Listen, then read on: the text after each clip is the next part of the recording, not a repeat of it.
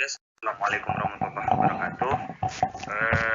Baik, perkenalkan, nama saya Muhammad Haikal Farabi, NPM 2011030291, tempat tanggal lahir Muhajirun 17 Oktober 2001, alamat Muhajirun Natar Lampung Selatan, kelas F, mata kuliah Sejarah Pendidikan Islam, jurusan Manajemen Pendidikan Islam, Fakultas Tarbiyah dan Keguruan, dosen pengampu Bapak Ahmad Saifullah MPD. Oke, baik. Di sini saya akan menjelaskan sedikit tentang pembahasan perkembangan Islam pada masa awal. Pada masa awal perkembangan Islam, pertama kami akan membahas tentang awal Nabi Shallallahu Alaihi Wasallam mendapatkan risalah. Baik, Nabi Shallallahu Alaihi Wasallam mendapatkan risalah dari Allah Subhanahu Wa Taala ketika berusia 40 tahun. Dan kemudian ia mendakwahkan ajaran Islam di tengah-tengah ketersesatan para masyarakat Mekah jahiliyah. Ajaran dakwah beliau yang pokok adalah beliau mengajarkan tentang keyakinan kepada Allah yang Maha Esa, dengan tujuan agar para masyarakat Mekah harus meninggalkan penyembahan berhala. Yang kedua, Nabi Muhammad SAW tidak pernah mengajak mereka kecuali dalam hal kebaikan dan kesolehan. Rasulullah SAW melaksanakan dakwah ini di lingkungan keluarganya sendiri, yaitu istrinya sendiri yang bernama Khadijah, yang menerima dakwah dari dirinya, kemudian dilanjutkan kepada Ali bin Abi Thalib, ketiga Abu Bakar selaku sahabat beliau, lalu Zaid yaitu seorang bekas budak Nabi Shallallahu Alaihi Wasallam.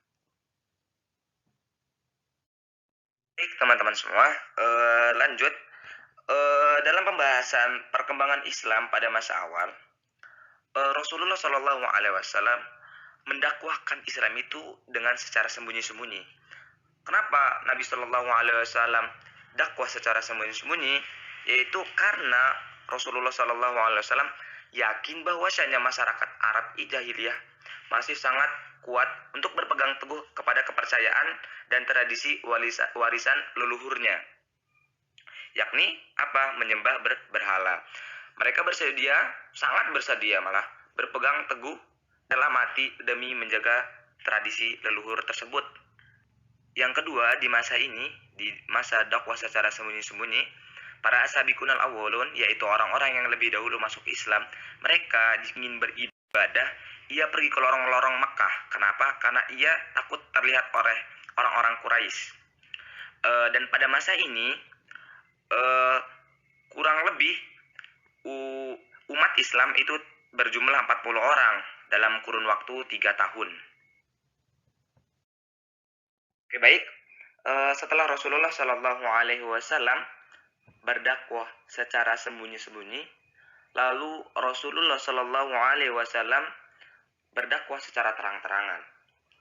Ketika kapan? Ketika Umar bin Khattab masuk ke dalam Islam.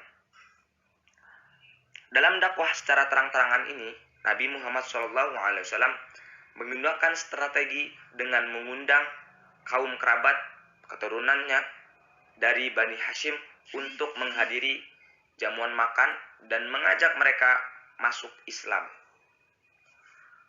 dan mengumpulkan para penduduk Mekah terutama yang bertempat tinggal di sekitar Ka'bah untuk berkumpul di sofa. Lalu Rasulullah SAW menyampaikan seruan dakwah untuk masuk Islam kepada para penduduk di luar kota Mekah. Selanjutnya kita masuk kepada periode Madinah. Sebelum sampainya pada periode Madinah ini, yakni periode Mekah, yaitu Nabi SAW mengalami hambatan dan kesulitan dalam dakwah Islamnya.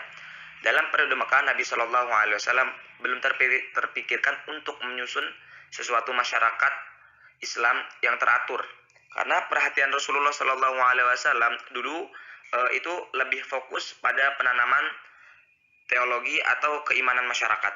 Pada saat masa periode Madinah, pertumbuhan masyarakat Islam ini adalah sebagai pancaran langsung dari Islam sekaligus hasil dari pendidikan Islam yang turun langsung dari sisi Allah Subhanahu wa taala, yakni dalam bentuk syariat, aturan dan pengarahan yang sejalan dengan tuntunan dan masalah masyarakat yang selalu muncul, serta yang bersumber dari Nabi Muhammad SAW dalam bentuk perintah, larangan, penghargaan dan nasihat.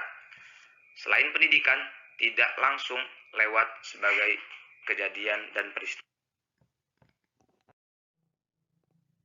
Baik teman-teman semua, yang terakhir dalam pembahasan perkembangan Islam pada masa awal, yakni tentang upaya Rasulullah SAW untuk membuat masyarakat Islam.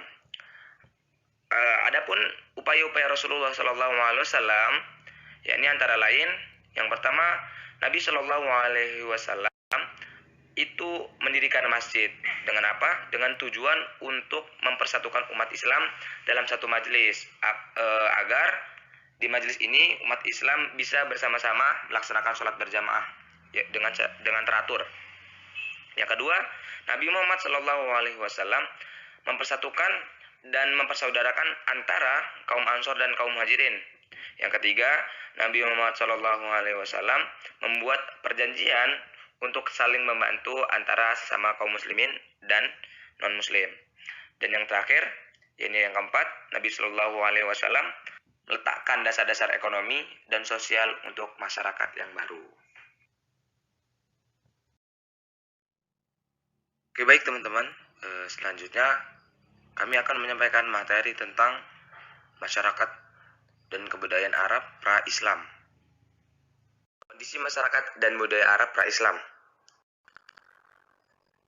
Kondisi kehidupan masyarakat Arab pra-Islam secara umum itu dikenal sebagai jahiliyah, yang dimana mereka tidak mempunyai sistem pemerintahan yang ideal dan tidak mengindahkan nilai moral, sehingga masyarakat memiliki akhlak yang sangat rendah atau krisis moral.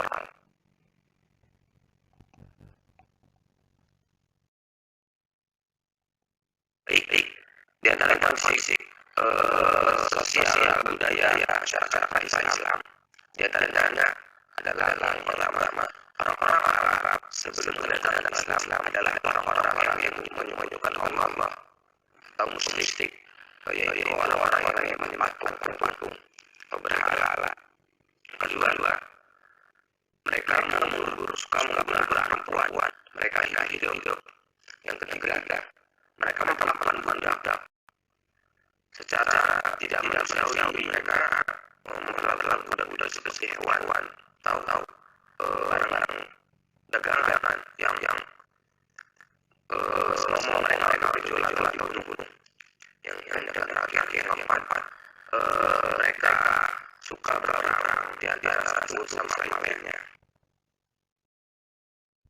Baik, mungkin cukup sekian penjelasan materi dari kami. Untuk selanjutnya akan dijelaskan kami